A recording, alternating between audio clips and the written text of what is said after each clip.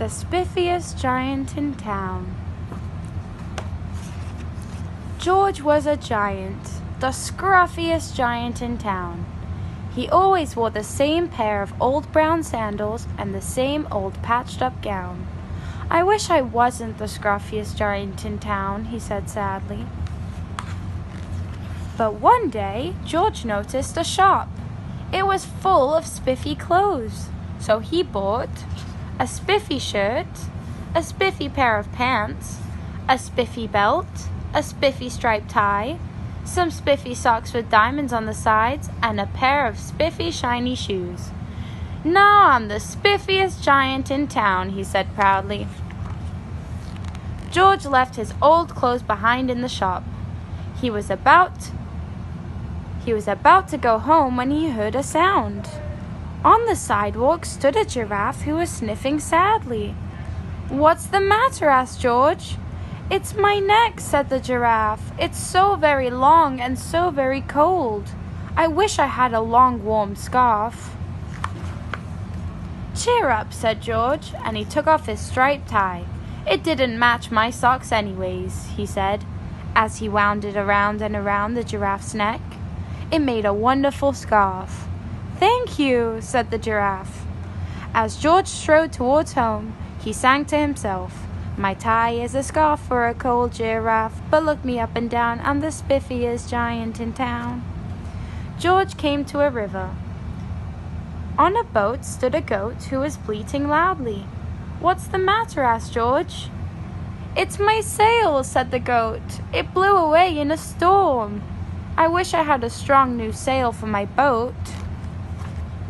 "Cheer up," said George, and he took off his new white shirt. "It kept coming untucked anyways," he said, as he tied it to the mast of the goat's boat. It made a magnificent sail. "Thank you," said the goat. George strode on, singing to himself, "My tie is a scarf for a cold giraffe. My shirt's on a boat as a sail for a goat, but look me up and down, I'm the spiffiest giant in town." George came to a tiny ruined house. Beside the house stood a white mouse with lots of baby mice. They were all squeaking. "What's the matter?" asked George. "It's our house," squeaked the mother mouse. "It burned down and now we have nowhere to live. I wish we had a nice new house." "Cheer up," said George, and he took off one of his shiny shoes. "It was giving me blisters anyways," he said, as the mouse and her baby scrambled inside. The shoe made a perfect home for them. "Thank you," they squeaked. George had to hop along the road now, but he didn't mind. As he hopped, he sang to himself, "My tie is a scarf for a cold giraffe. My shirt's on a boat as a sail for a goat. My shoe is a house for a little white mouse. But look me up and down, I'm the spiffiest giant in town." George came to a campsite. Beside a tent stood a fox who was crying. "What's the matter?" asked George. "It's my sleeping bag," said the fox. "I dropped it in a puddle. I wish I had a warm, dry sleeping bag." "Cheer up," said George, and he took off one of his socks with diamonds on the sides. "It was tickling my toes anyways," he said, as the fox snuggled into it. It made a very fine sleeping bag. "Thank you," said the fox.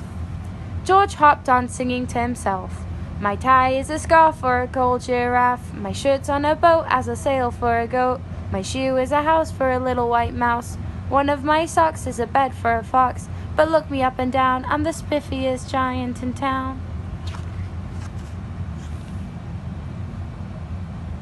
George came to a big squishy bog. Beside the bog stood a dog who was howling. "What's the matter?" asked George.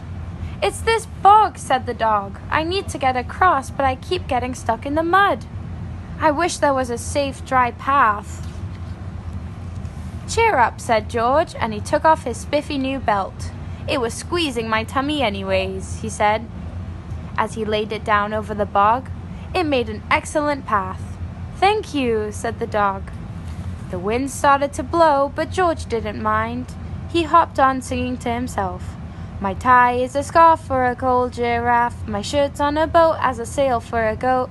My shoe is a house for a little white mouse. One of my socks is a bed for a fox. My belt helped a dog who was crossing a bog. But my pants are falling down. I'm the coldest giant in town. Suddenly, George felt sad and shivery and not at all spiffy. He stood on one foot and thought, I'll have to go back to the shop and buy some more clothes, he decided. He turned around and hopped all the way back to the shop. But when he got there, it was closed. Oh no, cried George. He sank down onto the sidewalk and a tear ran down his nose. He felt as sad as all the animals he had met on his way home. Then out of the corner of his eye, he saw a bag with something familiar poking out of the top.